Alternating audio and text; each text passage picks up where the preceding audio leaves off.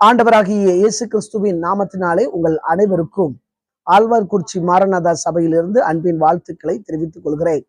இந்த நாளிலும் கர்த்தருடைய சபைக்கு பகிர்ந்தளிக்கப்பட்ட கர்த்தரின் வார்த்தையை காலை மன்னா நேயர்களுக்காக பதிவு செய்கிறோம்.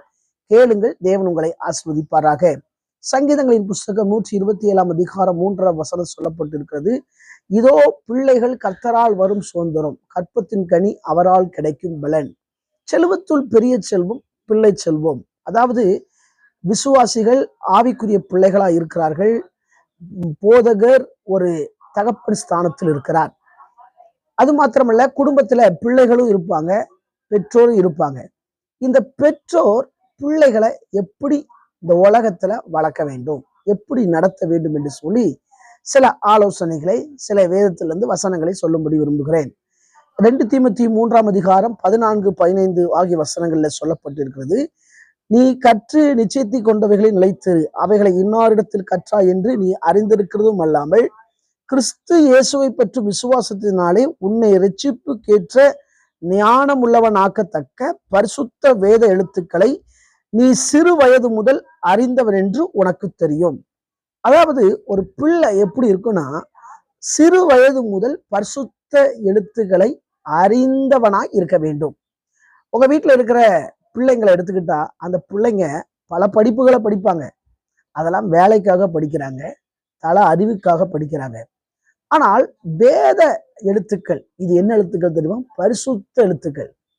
அப்போஸ்தலனாகிய பவுல் தீமோத்தேயுக்கு எழுதும் போது இப்படி எழுதுகிறார். இந்த தீமோத்தேயு எப்படிப்பட்டவரா இருந்தா கேட்டா, இந்த தீமோத்தேயு வாலிபனா இருக்கிறார்.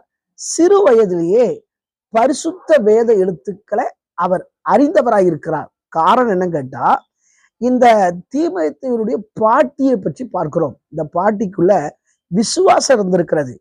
2 தீமோத்தேயு 1 அதிகாரம் 5 வசனத்துல சொல்லப்பட்டிருக்கிறது. இந்த பாட்டி பேரு லோவிசால். இந்த தீமோத்தேயுடைய தாய் பேரு ஐனிக்கியாள்.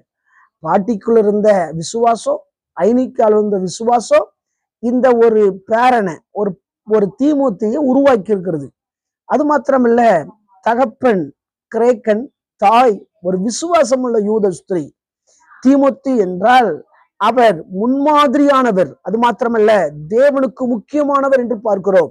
ஆகவேதான் அப்போஸ்தலனாகிய பவுல் இந்த தீமோத்தேயை அடாப்ட் சைல்டாகி வச்சுக்கிட்டார். அதாவது அவரை ஆவிக்குரிய ரீதியில பெற்றெடுக்கிறார். இந்த தீமோத்தேயு நல்ல உருவாகி இருக்கும் போதுதான் அப்போஸ்தலனாகிய பவுல் முதல் மிஷனரி பயணத்தின் போது தீமோத்தேயுவை தன்னோடு இணைந்து ஊழியம் செய்கிறார். காரணம் என்ன? அவங்க பாட்டி வளர்ப்பு, தாய் தகப்பனுடைய வளர்ப்பு. ஆகவேதான் நல்ல வேத எழுத்துக்களை அவர் கற்றிருக்கிறார். இன்றைக்கும் ஒரு வேலையில போனா, வேலையில இன்டர்வியூ எடுப்பாங்க. எதுக்கு தெரியுமா? அந்த வேலையில அவர் சரியான ஆளா சொல்லி. அப்போஸ்தலனாகிய பவுல் கூட இந்த தீமோத்தேயு சரியான ஆளா இருக்கிறனாலதான் தன்னோடு இணைத்து அவர் ஊழியம் செய்கிறார். அது மாத்திரமில்ல, இந்த தீமோத்தேயு நற்சாட்சி பெற்றவராய் இருக்கிறார். இவன் ஒரு நல்ல சீஷனா இருக்கிறார். 2 தீமோத்தேயு 3 அதிகாரம் 10 17 வசனத்தை வரை வாசித்தால், இங்கே தீமோத்தேயுக்கு அப்போஸ்தலனாகிய பவுல் தன்னுடைய ஜீவியத்தை 3 பகுதியை சொல்கிறார். ஒன்று அவருடைய போதகம், 2வது அவருடைய ஜீவியம், அவருடைய வாழ்க்கையில பாடுகள் கஷ்டங்களை சொல்கிறார். அதே போல தீமோத்தேயு அப்போஸ்தலனாகிய பவுலை சுத்தி எத்தனை மக்கள் இருந்தாங்க கேட்டால், எப்படிப்பட்ட மக்கள் இருந்தாங்கன்னு கேட்டால், பொல்லாதவர்களா இருந்திருக்கிறார்கள், எத்தவர்களாய் இருந்திருக்கிறார்கள். எனவே இப்படிப்பட்ட சூழ்நிலை தான் அங்க எல்லாருமே இருந்திருக்கிறாங்க. நம்முடைய வாழ்க்கையில கூட நாம் கற்றுக்கொண்டவைகளில் நிலைத்திருக்க வேண்டும். ஒவ்வொரு பெற்றோரும் சத்தியத்தின் பாதையில நடத்த வேண்டும். இந்த தீமோத்தேயுட்ட அப்போஸ்தலனாகிய பவுல் சொல்றாரு, கள்ள போதகம், கள்ள உபதேசங்கள்லாம் வரும், நீ கற்றுக்கொண்டவைகள்ல நிலைச்சிருக்கணுங்காரு. இன்னைக்கு கூட பாருங்களேன், அநேக விசுவாச மக்கள் எடுத்துக்கிட்டா, சபையில சொல்லி கொடுக்குற சத்தியத்தை கேட்டு நடந்தாலே போதும், பரலோகத்துக்கு வந்துடலாம். ஆனா வேற கணக்கா வேற யாரும் சொல்றதெல்லாம் கேட்பாங்க. அதே போல ஆன்லைன்ல சில காரியங்களை கேட்டு கெட்டு போனவர்களும் உண்டு.